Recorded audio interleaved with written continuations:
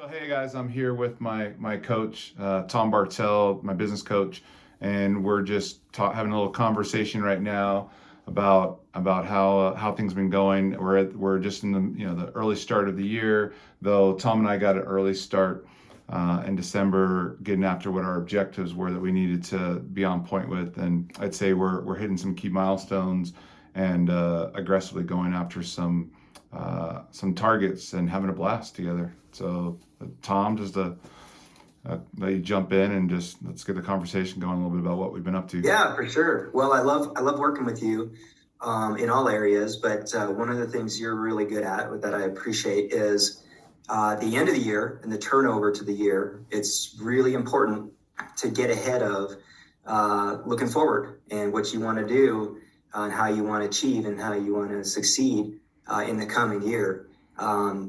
Even these kind of times when we're spending more time isolated and at home, we can take advantage of that downtime, right, to recharge and rest up, and get ready to reboot and roll into 2022 with a packed agenda and something to tear into. So I appreciated the chance to do that. I know you and I spend a lot of time talking all the time about the things that we got in motion and the things that we are putting out on the horizon for ourselves. So it's always a good chance to check back in with you and see where you're at with things and accountability, where I'm at with things and how things are looking. So, I'm ready to check in, I guess. I don't know, how are things looking for you?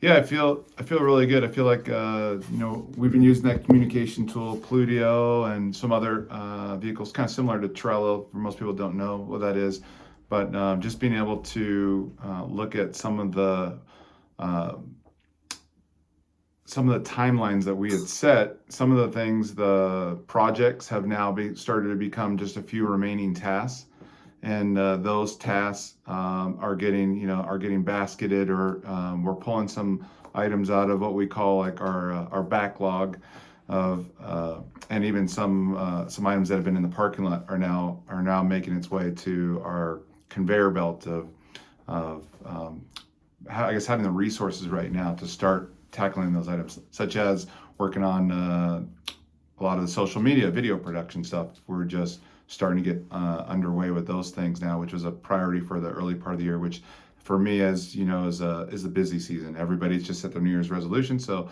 folks are wanting help with their business goals, their relationship goals, their health goals, and so what I'm finding is we're making some big dents in these projects that are, like I said, becoming remaining tasks now, and I'm kind of excited to throw items in the checkoff list, and that also some of these ideas that were passions that had to be kind of put on hold I'm finding those items are now coming to the forefront, and figuring out where we're going to delegate resources, monies, time, a lot of money going out, a lot of time and energy going out. Where is that, you know, it's not like, oh, now there's all this free time. It's like now we have time and energy that needs to be allocated appropriately.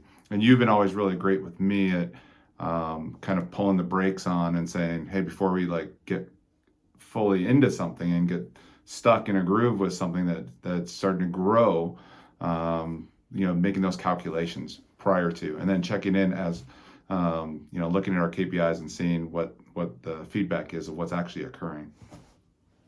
Yeah, I love that you mentioned the tools, right? Plutio, and I use Trello, and I think what's important to remember and people should know is the most important thing about your goal setting and then your actual work to achieve those things for the year is you've got to get things out of your head. You've got to write them down. And in your case, in my case, we like these digital tools. And there's some benefits to that, right? I mean, you can see the progress as you go. And there's nothing more satisfying than seeing the in progress items get into the completed bucket. But if you're not a technical person, and I sort of do this from time to time, I just have lists. I just make checklists. It starts by writing it down, getting it out of your head. And if that's all you do is manage it from that checklist, you're still going to be productive. If, like you and I, you use a digital tool, for me, it's just a hop step, right? I can get stuff out of my head, and then I can migrate those things into the tool. And then once they're loaded up into as you said, that backlog. Now it's just a matter of, running it through the machine and prioritizing and resourcing, like you said, and, getting things done and moving forward. Yeah, what I like about what I've also, one of the things I've learned from you is, on the flip side of the professional task completion is also on the personal side, and also having those key metrics of how am I doing, how am I doing also, in my personal life, not just in the business life. So we've kind of taken these business tools that people have been using for years and the different iterations that have come out with technology, but to establish some critical like baselines and ways of, getting, as a business owner, you can get really sucked into projects and tasks and things that need to get done. But it's very important to spend quite a bit of time, from that bird's eye view, getting up in the clouds and looking down and saying, all right, how am I doing here? Like, is this working? Maybe I got to pull myself out of this project and let some other experts that I can hire take over these. And that's what, the challenge is. Like I've always dove in fully and learned how to do everything. And that's not always the smartest thing to do as a business owner. It's like, how do I spend my time most effectively, where I'm most passionate, most lit up? Because I've spent, as you, had to come in and help me course correct on spending quite a bit of time doing things that drain my battery, blood suck my energy, pull my motivation and my enthusiasm. And then I find if I'm spending a lot of time doing things that are urgent and important that I don't really want to be doing, and I'm taking away from doing things that are important to me but don't have a degree of urgency, I'm frying myself out. And by frying myself out on one side of the equation, I have to compensate by watching Netflix or eating some sweets, or just doing other things that I'm like, I don't necessarily need those things, but I find myself doing these busy work or distractive things to feel like I'm productive, because I kind of overburnt myself out in one category of getting on other people's priorities or doing things that I have to do. And you help me step back and ask the question, do I have to do this? Isn't there someone else that would be lit up and excited about doing this? What's the cost and time ratio? I'm like, oh, they can do this in 2 hours. It's taking me 20 hours. Is that really a smart business decision going forward? So it's moving from the artist mindset to the entrepreneur, business owner who runs it more efficiently, more effectively, and has balance in life. It's like, oh, if I do these things effectively, I can go do these fun activities that really are, I want to live a life of adventure, and you're helping me access those moments. Yeah, no, again, this is, running these systems is a challenge, right? Because we want to get so much done. And as you said, it's easy to maybe over focus in an area or put too much, in a time space. And so, that's again part of why, having partners in this and shared accountability and talking through, plans is important. And then a couple things that popped out, when you were talking there, the balance part is critical. And you and I have talked about this as a tactic there, which is, schedule your downtime, schedule your recreation, schedule your fun, just like you schedule your time against those tasks that came out of your goal set. So just be mindful in the planning process of how you allocate your time, or other people's time, what resources you're going to apply to those things. And, for me, and I think for you as well, you do a good job with this, trying to come back to that lens of balance and make sure that, things are in check. I mean, obviously there's times when, something's mission critical, you're working up against a constraint of time or whatever. And so you've got to lean in, and it takes all the energy. But outside of that, just move things around. And by the way, that's good for the brain too, right? Some healthy context shifting, jumping from out of a key project that you've been heads down in gives your brain a chance to rest on it and refresh. So when you come back, you can be more productive in that particular area. So. Yeah, it feels really good. I know we're letting folks peer in on a conversation that's kind of a summation of like our work, some of the variables that are going on a regular basis, but a lot of what happens behind the scenes when, I work with someone as talented like yourself, I'm putting a lot of trust and a lot of faith in my coach, my business coach, to, just like when you've had experience with me coaching, it's like you have to put your vulnerable stuff out there, and you got to receive that feedback that really rubs on those tender spots within us where you've been working on this thing and you haven't figured out how to completely enhance it or improve it upon it.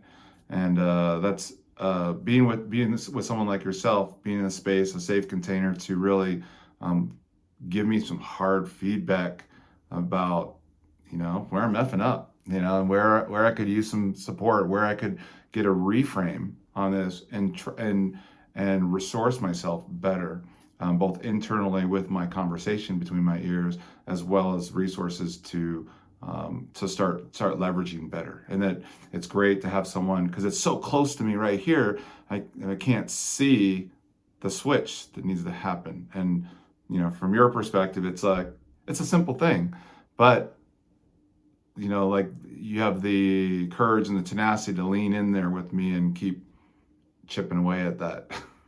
Because that's what it's not a quick. Yeah. Thanks, brother. I appreciate that. And I've always told people in the mentoring that I do, mentorship is important, and it goes both ways, right? Mentoring isn't a hierarchy. It's a peer function. It's a way that we help each other. One of the things that simple example I always tell people is, there's a reason why we have people proofread our papers, right? If we spell a word wrong, we just didn't see it, right? No matter how much we stare at that paper, we're not going to see it. So we hand it to somebody else. And that's what you and I do. And that's what, this process of mentoring and accountability and partnering looks like is, hey, here's where I've gotten to, help give me some feedback and show me, what I'm not seeing. And we refine things together, into the best things that they can be. So I love that process. I love working with you. I love working with people on strategizing and goal setting and leadership and all those types of things, because it's a nice reciprocal process, and everybody can serve in both capacities to each other and help us all get better at what we're trying to do. Yeah, it's exciting. One of the things I just want to share really quick, and we'll wrap this conversation up. But more to tune in for more of these. But one thing I want to really commend you on, that I'm excited about what we're really here to share with my 90-day Amplify Your Life program, is we have this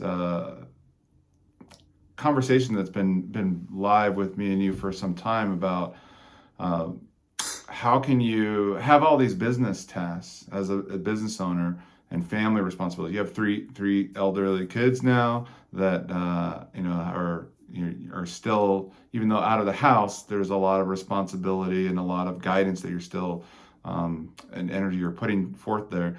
You still find time to ride your motorcycle, fly fish, do some drawing, play the guitar, snowplow get the house taken care of up in the mountains. You're pretty much refurbishing a beautiful home up in the mountains, being a captain of your hockey team in town, and still operate at a high functioning business level. I mean, would you say you're in constant meetings, like back to back, and things got to get done at a very high level in your industry.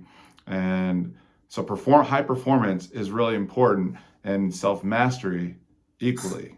And you spend time to do your own spiritual development. You spend time, and I'm just talking about you in a day. This isn't like most people are like, that's a great year. Like, this is you in an average day at high functioning, and it can feel really good. It might seem overwhelming to a lot of people, but it actually can feel amazing and be a really fun rhythm for your day to operate at a high productivity level and be at play.